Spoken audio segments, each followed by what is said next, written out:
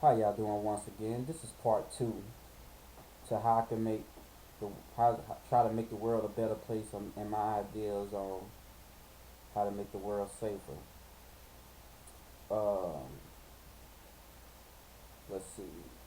Okay,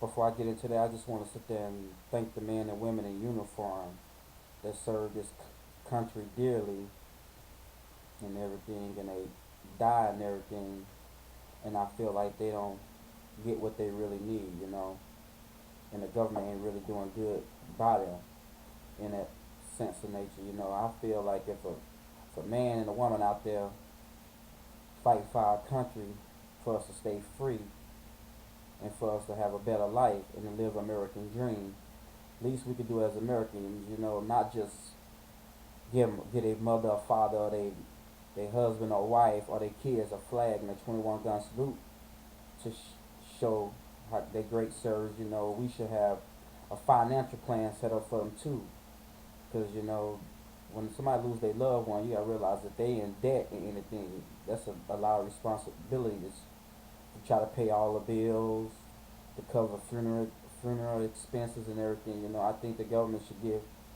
these men and women, and their family at least 500,000, help them start to get on to help them in life. It's not gonna bring their loved ones back, but at least to help them till they can be able to get themselves financially back situated, that at least we can sit there and do that. These people coming back with mental scars, shell shock, limbs on their bodies been blown off, burnt, and we should have the best resources and the best health care for them. You know what I'm saying? We should have the doctors, the support system they need to get them back right in life and get them back working in society productively like they need to. It's a lot of things we should do to try to help. For us, the police officers, the firefighters, and all these brave people that lose their life on a regular basis to try to make our world a safer place. I think we can step up as Americans to just show them a little more love and appreciation for what they out there dealing with on a regular basis, because they kiss their loved ones goodbye every day, and they knowing the job they doing, knowing this a greater chance they might not come home. So I think give them better health care benefits, better pension, and if one of them was to fall and lose their life, that way they loved ones is financially taken care of. And that's what I got to say about that. And one other topic I want to bring up about disability. These people out here that's on disability and they's getting like 600 something dollars a month. What is 600 something dollars, $700 a month? Nobody can live off that no more. They might have enough just to pay their rent or cover a little of their utilities, but they don't have nothing left out the month. I think we spend all these other money elsewhere. Won't you raise the money up? Raise the minimum wage up. Bring jobs back into this country. This country used to be so great on helping citizens and everything. Seemed like we lost in a year round. And I feel like anybody that come to this country from a different nation should be automatically required to speak English, because it's really pathetic that we got to talk to when you having phone service, you have any type of problems, you got to you call these 1-800 numbers and you can't understand what the hell the people talking about. And I think we should stop that and bring all that home and make sure whoever that's in the United States, it should be a requirement to know how to speak English.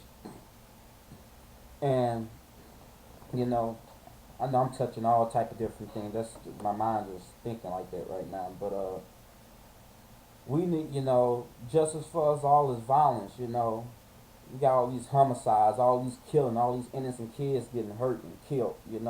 It's sad. It's really pathetic that Chicago almost this year 500 murders, and they probably even solved not even 10% of the murders. That's sad. That I taxpayers spending all this money and we ain't getting nothing fixed from it. Fixed, you know. If we can spend the money building, we spend all these millions of dollars, sit there and fix the doggone street. While we can spend all these millions of dollars on law enforcement, on how to make our schools safer. You know what I'm saying? Get the teachers better pensions. They sitting there, you know, half of us wouldn't be where we at in the world today without these teachers. Half of us wouldn't even be singers and musicians and all this without learning from them. So we owe them a lot for what they did for us. We always want to put cameras in everywhere else. Put cameras in schools. Put these GPSs in the cars. If they have a drive-by shooting and everything, a house get robbed and everything, they can sit there and type in what car was in that area. If they got a description of their vehicle, they can run that, and still better having the description, they can have a face to it. So if a gunshot rang and somebody got killed right there, and they said they left in a gray Ford Taurus, type it in and see what Ford Taurus was in that area. And the Ford Taurus is in that area, and they'll eliminate that problem right there. You can cut down crime a lot. I think half the ideals I gave y'all, probably will cut down crime probably about maybe 20-30%. I hope. But my concern is just people, just this world. We some people so blessed to have so much money, but take their money and do everything else with it. When you got people out here homeless, they starving. You had these people like was in the disaster with the hurricane and all this, and people need money. You go sit there and spend $200 or $300 in a restaurant to go eat something. Take $125 of that dollars, donate it to a cause that people can use it. These people that lost their homes, these people that lost their loved ones. Oprah Winfrey, all these big time people got all this money, want to sit there and send it all to Africa and every place else. Post some of that money to here to make our nation better. I understand people over there need help too, but we forgetting about our own people in the United States, and I think that's sad that we want to sit there and pour our money elsewhere, but helping our people right here at home. We need to open these doors up to try to help our people. We need to start being compassionate with our people, love our people. It's senseless that people sit there and saying all this about what happened, but saying my kid won't never do this and my kid will never do that.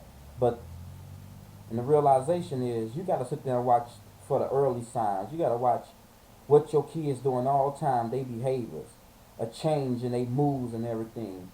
If they already violent, if they already antisocial, or they don't like doing anything, they want to stay locked up in the room all the time. They like hurting animals, hurting other human beings. Don't sit there and try to look over the fact. Go get there and get your kid checked out, because who knows? It could be one of our kids that do that, God forbid, but it could be one of our loved ones that out there hurt somebody. It affects everybody in every way. Either the person that did the crime and the people that had to suffer from the crime. It affects everybody. So I hope that everybody get out there and really take the time out and start being a role model for your kids. Be a mother, be a father, step up to the plate. It takes two to make one. Go out there and do what's right by your loved ones. And try to show your appreciation to the people that love you the most.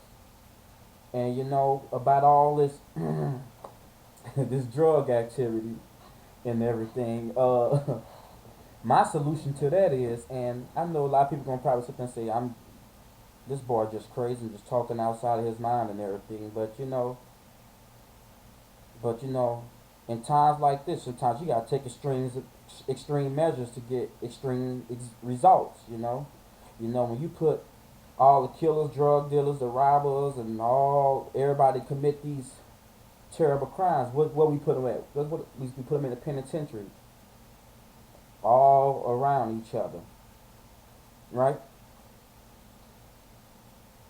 That's not a helpful thing, because you think if you put somebody back in, you put people in, they've been locked up 20-25 years and really expect them to come back as a modern citizen, you got to be kidding yourself.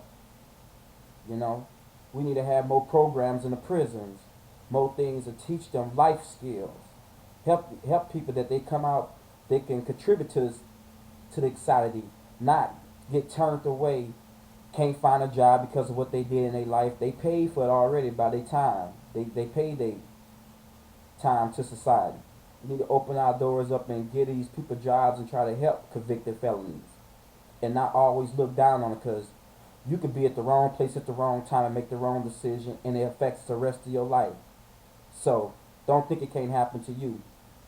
But for us all these drugs and everything, my solution might sound harsh and crazy. I say take all their asses in every city, put them in some big abandoned building with a big ass fence around them, let them sell all their drugs there in one spot. Not out that way. The streets corner more safe. You ain't got this gang or this gang fighting over each other about who making the much money or which person on this street corner making the most money. Put them all in that one facility. Let them do whatever they do in there. Let them make their money there. You know, it's it's sad the way it sound bad the way I'm saying it, but hell, you know, we tried everything in the world to stop them from selling it and stop shipping it, and that's never gonna stop. Let's be realistic about it. Put them all in facility, make sure they don't have no guns and no weapons, have somebody security watching it, and let them sell their drugs. Let the crackheads, whoever, the prostitutes, whoever stay around and do all their drugs there. But once they come outside that facility, then anything they got on they don't supposed to have, then they hold accountable for it. And let them do it. Let them do it that way. Then people, you know, people ain't got to worry about the kids getting involved in it, seeing it going up and down the street, going to school or coming home from school with the drugs. You know, you ain't got to worry about them outside your house. You know, and everything. Let them do it that way.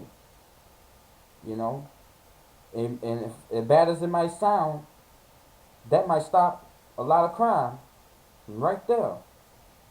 You know, put them all in one area, let them make their money, let them do what they do in that area. But once they come outside that barrier, then you got to pay for it. But that's just the way I think. But just seriously though, we need to really just start not being scared to speak up about things. You know, it's sad to say, you know, we don't want to speak up about something when something's going wrong or when something happened, but when something happened to our loved ones, then we want to speak up about everything. But when we could have did something before then, don't let it, don't let that happen. Don't let it be too late. Start speaking up. Start standing up for what you believe in. You know, if you believe in America, you stand for America. I encourage you to get out there and start voicing your opinions. Try to make this world a better place and help the people that's out there less fortunate than you. It don't hurt, it kills to give somebody that's less fortunate than you. And stop looking down on people that's not as fortunate as you, because you never know, it can happen to you. And I just take the time out to sit there and say, thank y'all for listening to me, and my condolences go all to the people that lost their life due to violence and everything. But keep y'all head up, stay safe, God bless y'all. Until I come up with something else I gotta think about, I'll see y'all then. Y'all have a nice day. Goodbye.